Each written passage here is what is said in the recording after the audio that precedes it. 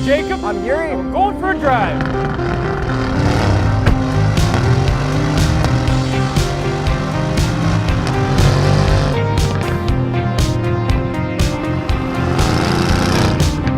'20 Mercedes AMG GTR. With launch control.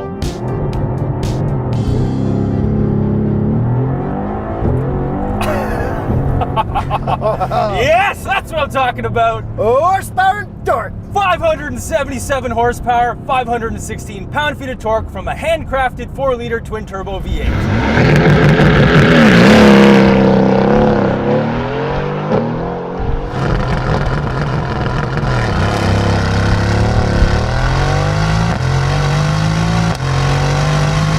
And what are the competitors? The Porsche GT3 RS, the Audi R8, and the Nissan GTR, kind of. And then maybe an NSX as well. Kind of, yeah. It's in the same ballpark. And kind of an Huracan, except it's more expensive. Yes. Okay, so this is rear-wheel drive. Yeah, so that's why we didn't get the best launch, but it feels great. Yes, it's like very loud, very powerful. When the launch control hits, all the lights are flashing. It's pretty much the most ideal launch control besides it not being actually all-wheel drive. Yeah, and the best part is it doesn't actually say launch control, it says race start. And it's actually a really high RPM.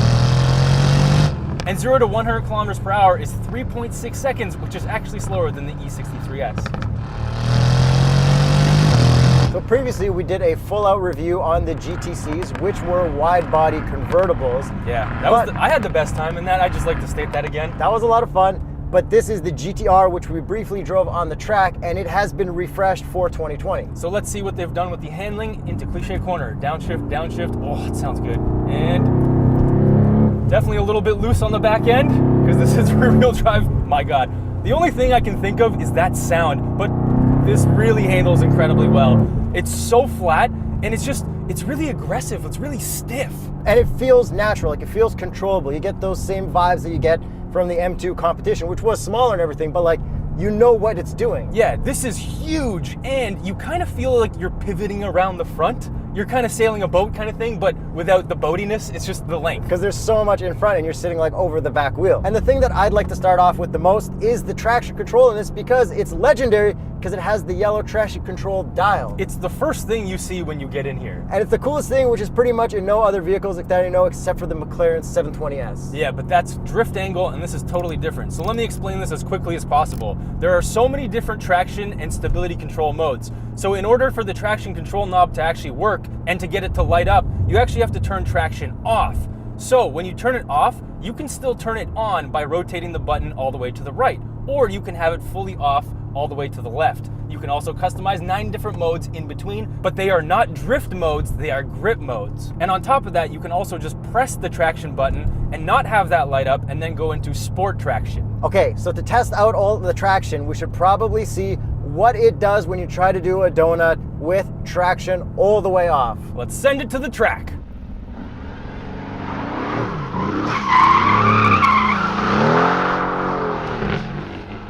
So obviously it can do a donut with traction all the way off, but what if we put traction all the way on? Let's find out.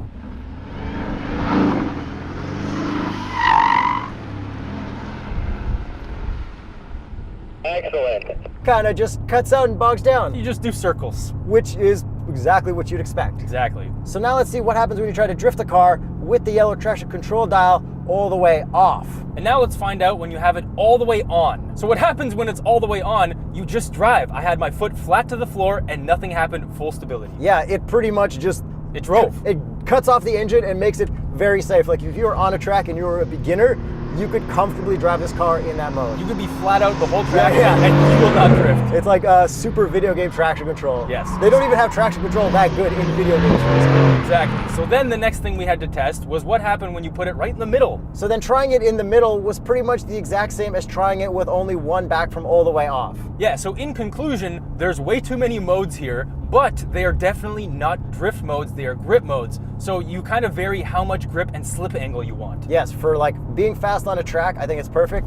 If you want to go drifting, it's pretty much exactly the same as having any of the AMG GTCs or whatever fully off. Exactly. And big shout out to Toronto Motorsports Park in Cayuga for letting us use the track. Thank you guys. They're open right now, just so you guys know. They're doing social distancing. They have a lot of rules and everything. So check them out on Instagram and their website so you can find out what you need to do to get to the track. So since this is the GTR, it's for racing, obviously. But let's talk about... Is that what the R stands for? Oh, it does, I believe. Oh, man. Yeah. So let's talk about this transmission and engine combo. So I'm going to downshift with the paddles, which are fantastic paddles, but they are gloss black.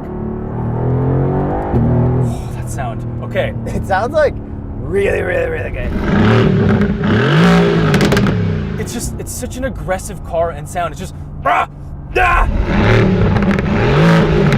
it's like the Terry Crews of cars. It's the most aggressive in their lineup right now, I think. It is, for sure, because you can get the Pro, but you pretty much can't get it if you don't know somebody. And we actually know a guy with a Pro. Yeah, shout out Claude. He's one of our subscribers, and we met him in Gimli, Manitoba when we got to drift E63Ss. We just wanted to say that so we could show more winter drifting footage, right? Yes, we did, absolutely. But also shout out Claude. Yeah. So back to this engine, it pulls so hard, like ridiculously hard, any RPM, any gear. It doesn't feel turbo, it just feels very naturally aspirated, but it doesn't rev that high, like nothing close to like a GT3 RS. No, but it's very, very satisfying. You always have power, and combined with the transmission, if you're running in the auto mode, you floor it in any single mode, it'll downshift super hard and just give you full power. Yeah, so this is a 7-speed dual clutch, and it is amazing. Now the transmission is a transaxle, it is in the back. There's a carbon fiber torque tube to transfer power from the engine to the transmission, which is amazing. And this is a hand-built AMG motor, so we do have the signature up there. Yes, we do. And the hood is so long. The engine's actually placed mid-front engine, so it is mid-engined. But to be honest, my preference is mid-engine in the back. Yeah, I like the shorter front end. I get it, but this feels special. Do you think they're ever going to make a 43 version of the AMG GTR? No. I think there was talks about it, but... AMG GT43, that's what it would be. Well, there is the AMG GT 4-door 53, which is kind of that. So... But that's built off an E platform. Yeah. With an AMG name, though. Things are going to get crazy soon. Oh, God. If they turn this into a 43 or 53... They're going to give it plastic cladding. and lift it. No latch control. There's going to be an SUV version of this? Oh, God. Oh, no. One day, it'll happen. I hope not. Okay, back to this car. We have a bunch of different drive modes. Race mode's obviously my preference. However, individual is even better because race mode still has automatic transmission, so you can use the paddles, but it'll kick you back into automatic. So individual I customized to make it manual. Yes, and to get around that, you can be in race mode and then just click this manual button, which will keep you in manual mode. Yeah, so there are actually a couple different ways to change your drive modes. There's so many different ways to customize a lot of stuff in this car, and I really like it. Yeah, and pushing these LCD buttons is different than the last AMG GTC we had. I don't mind this at all, but sometimes it can be slightly difficult to see them. Yeah, and it's kind of hard to reach the ones on the right side. I always want my exhaust on, but I can also change that with the steering wheel buttons because those are also fully customizable with these little LCD screens. Yeah, so now we have the rotary wheel that we can also click to change our modes, and clicking it goes into individual. And on the left, we have buttons to change certain features, which we could also customize by clicking the LCD, so you can make it exhaust, suspension, or other things. And another thing I want to touch on, this also has AMG Dynamics. So this is actually another level of stability control. So it has basic, advanced, pro, and master, and those are tied to the stability control, but also the drive modes. It's kind of tied in with your slip angle and your drifting and how much traction you're gonna get. But the traction is different, like we said, because there's also that knob. So there's a lot going on, like a lot. There's a lot going on, but if you keep it in the regular modes, if you're just driving on streets, it's fine. And when it's time for track, you pretty much just dial in that yellow thing. And if we were to customize their suspension, it is adaptive, obviously. We have Comfort, Sport, and Sport Plus. Comfort is still very stiff, but it's not gonna beat you up that hard. It's fine. Yeah, I would put this on the level of like a GT3 RS, but stiffer. Yeah, and I think it kind of reminds me of how stiff and uncomfortable the Nismo 370Z was, but I feel like this might be a little softer in comfort mode. Yeah, everything about this car is just, it's really aggressive, everything's really firm, like the way it changes directions, it has all-wheel steering, it's just you get overwhelmed with how quickly this thing can change directions, how much power it has, all the settings, there's a lot going on, but if you just sit back, put it into drive, put it into race mode, and just enjoy it, this is one of my favorite cars I've ever driven. It's definitely up there for cars that you feel really comfortable in, you feel one with, and I'll put that right there with the M2 competition. Totally agree, yeah. And McLaren. I feel very connected to McLarens, oddly enough. And Porsche GT3 RS was really good. I am one with the car. And the driving position is amazing as well. Like everything about this it just screams performance. Like This is my jam. You know how much I love V8s. You know how much I love things that sound like this. And before I let you drive, I'm just going to tell you the Nürburgring record time, because why not? Okay, hit me with it. 7:10 in 2016, but then it beat it with the AMG GTR Pro. So this one, with this version, does not actually have an official time. Didn't the Viper do faster than that when they brought it back? Yeah, I don't think remember. it did 7:02. Other cars have beat it. Supercar checklist. Is it fast? Is it loud? Race start!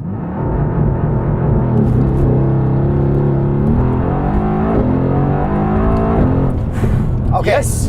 Yes and yes.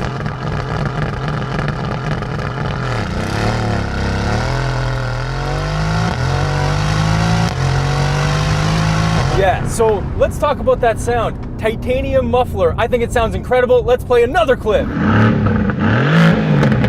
Yeah, and obviously when you're in comfort mode, it's not going to give you as many crackles and pops. Not even close. Does it get a lot of attention? I'm going with a medium on this one just because it's in white. Yeah, if it was blue or the green, maybe, Or even the yellow. yeah, 100%. In this color, it kind of blends in unless you're ripping it or people know. So we have to judge this car. I'm giving it a no. Does it have a gimmicky steering wheel? Kind of? I mean, it's shared with the GLC and a lot of other stuff, so I would say no. Do the doors go up? They do not. Ah, so disappointing. Especially when the SLS was so much cooler. I know. Well, was it cooler? It was probably cooler. I think it was cooler. Probably just because the doors went up. Exactly. Okay, does it fit a small cup of coffee? It has 2 cup holders and it fits cups of coffee. That's just fine. That's a fail. Yeah, and then how about the visors? Oh, let's find out. Oh, I don't have any faith in this. 3, 2, 1.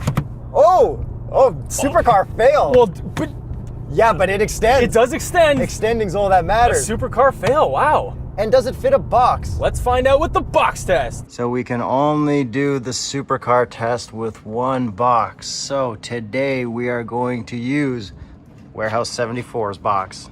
Let's find out if this passes. It's tight. Nope. Supercar pass. So it doesn't fit a box, so that's a supercar pass. Do you look cool getting in or out? I mean, normal? I think you look pretty cool. Like, look at that wing. Yeah, I think that's mostly the car looking cool. Look at the hood. Yeah, well, that's the thing. Do you look cool getting in or out? It's part of the car. I guess. It's not us. I feel like that's more of an up-door kind of thing. Yeah, I think it looks cool. So overall, supercar or not supercar? I want to say yes so badly, but according to the checklist, it looks like a no. No, I think the GT3 RS didn't get one, and this isn't going to get one either. I wonder if the SLS would be. Maybe we'll find out one day. Yeah, if anybody has an SLS for us to drive, hit us up. Let us know. So supercar fail. Yeah, But unfortunately. very, very sport car. I love this thing. So now let's talk about the changes in the looks for this year. Okay, so obviously the new Mercedes design language is up front. We got whole new headlights. Yeah, I mean, it looks better on this than I think it does on the E-Class and the S-Class that's coming up. I think it looks really good on coupes or coupes. And with the front bumper, we actually have active arrows. So there's a carbon fiber front splitter that changes at speed. Yeah, I think over 80 kilometers an hour. Yeah, because it looks like there's a button for it on the interior, but every time I press it, it doesn't do anything. How about the taillights? Because those are also different. I think they look all right. Nothing too special, to be honest. I'm also going to give that a out of 10. And besides that, we have this one in white, which I haven't really seen in a GTR before. Yeah, so it's kind of cool to see it in white, but it doesn't attract as much attention as yellow or green. Which is kind of nice if you want to be subtle. Like, I mean, buying this car and being subtle is kind of a weird thing to do anyways. Yeah, we do have a gigantic wing back there, but we'll get to the back in a second. Let's talk about the side. Okay, we've got carbon fiber at the bottom and on the sides, on the fender, and on the mirror caps. Yeah, I love the little additions to the fenders. And then we have probably the best spec'd out wheels ever. Mercedes really doesn't screw up wheels, and these are definitely one of my favorites. And then what is the Continental recommended tire for the AMG GTR? The Continental Extreme Contact Sport. Then behind the wheels, we also have yellow brake calipers, but we do not have carbon ceramic brakes. Yeah, you can get carbon ceramics for this, which are actually gold. So if you look at them closely, they look similar, but these are not carbon ceramic. But like, everyone knows carbon ceramic brakes are super expensive to change, even though you get like crazy stopping power out of it. So like, I don't really mind. Oh, I don't mind at all. I think these are the brakes to get. And the fact that they're yellow kind of tricks everybody that doesn't know. And then obviously the big long hood, we also have some grills in there that are real. And I love how flat the front end is from the side view. It's just such a cool, aggressive looking thing. Yeah, it's very classic, but also kind of futuristic at the same time. Like, it has the classic proportions. And I love that it's still the Panamericana grille. And before we move on to the back end, we also have a carbon fiber roof, which we also have a carbon fiber spoiler in the back end. I love the big wing on the back of this. And it is manually adjustable, so if you know what you're doing, you can get some Allen keys out and start fiddling around, but I wouldn't suggest it. But it's not as big as the GT Porsche cars. No. But I don't think they made that spoiler smaller to not go faster. I'm pretty sure they optimized this thing to be as fast as they could. Yeah, and I think you can buy a Mercedes GT4 race car, which would have a bigger wing. Yeah, we're not in the market for buying I would like to drive one of those. GT4 race cars. That'd be fun, though. Yeah, driving everything is fun. Yeah. If you have a GT4 race car, Yeah, let no us one know. has a GT4 race car. I know someone that has one, actually. And then we still have that little bit of ventage below the hatch where it opens up. And by the way, yes, this is a hatch, which makes it kind of more practical, even though it can't fit a box. Well, it makes it way more practical. And then we have amazing exhausts for several different reasons. They're not real, they're separate from the tip. We have center exhausts, and then we have exhausts on the outside that open up with valves. It's weird that it's center exhaust because like AMG is all about the quad double exhaust, right? It is a little bit weird, and it's very different for Mercedes AMG. And I like when people do different things. Like it kind of sucks when everything is all the same across the board. And at the back we have the GTR logo with yellow. I think that's a very cool color for a fast car badge. It looks a little weird on the white, Yeah, but I no, like it on the green. I like it on the white, and especially with the matching brake calipers. I think it's really cool. And overall, the fact this thing is so low, so wide, I kind of like the looks of this more than I like the looks of a GT3 RS. Oh, for sure. I think this thing looks way better than a Porsche GT3 RS because at the end of the day, it's still a 911. Yeah, it's like a modified 911 where this is its completely own thing. Exactly. But I mean, GT3 RS is like... It's a sick car, but really this is special. sick. So moving on to the interior and the changes, the main thing is the updated steering wheel. We've got newer gauges, and then we have an updated infotainment. It's a lot wider. It's kind of like the last gen, matched with this rotary wheel, so we don't have the trackpad yet. And then we've got the LCD buttons that we mentioned earlier. So this is kind of the sweet spot. This is a mix of Mercedes new generation stuff with previous generation stuff, so we have a higher resolution screen, but we can't say, hey, Mercedes. So yeah, like you said, sweet spot. And then we have Tune Mix, we've got rewinding satellite radio stations, then we have Apple CarPlay that goes across the whole screen, which the newer generation does not. And we have Android Auto, come on. Yeah, that's for you to say. Yeah, exactly. And best of all, we have this rotary wheel, which I mentioned before, I'll mention again. It's the best. I hate the trackpad. And then we only have a front camera and reverse camera. We don't have full 360 camera in this model. Yeah, and the resolution's really good. It's nice to have a front camera in a car this long. And then we've also got the updated gauges with the Super Sport in the middle, where you've got the tach that goes around, you've got your gear in the middle and the speedo at the bottom. It's very perfect, but there's no head-up display. Yeah, and I don't think this car needs one at all because of the way that the gauges flash when it's time to upshift. Yes, it's like perfect design aesthetic for a race car. And speaking of race car, we are cocooned in these seats, and they are so comfortable, these bucket seats. They're one of the most comfortable bucket seats in a sporty car. They kind of remind me of our Mercedes AMG Petronas office chairs that we use for editing all these videos. Shout out Noble Chairs.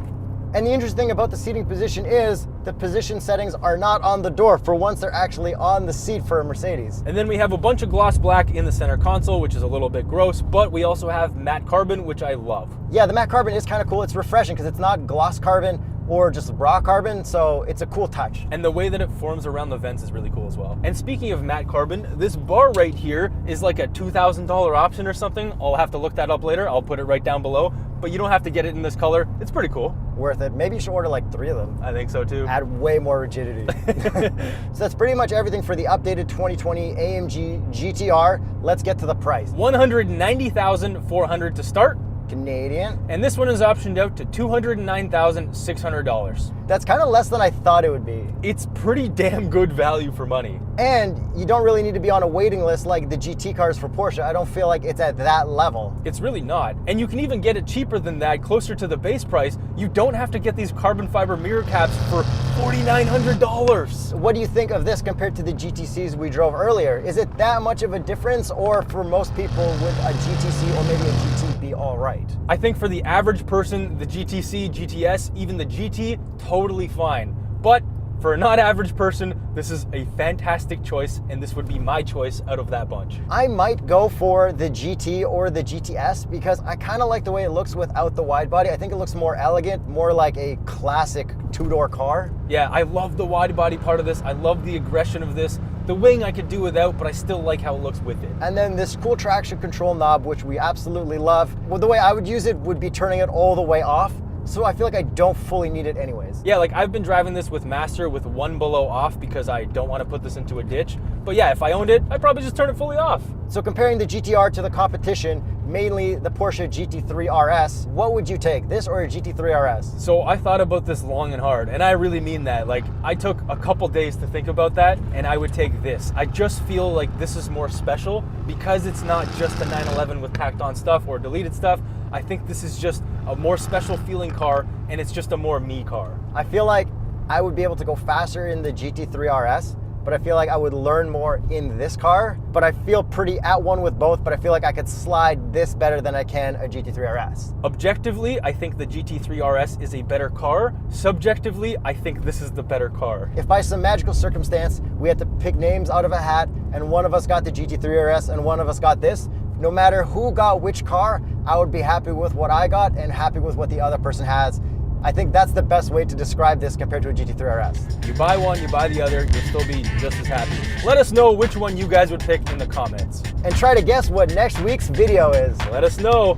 What car is this? Also, you can probably tell that the suspension is pretty stiff right now.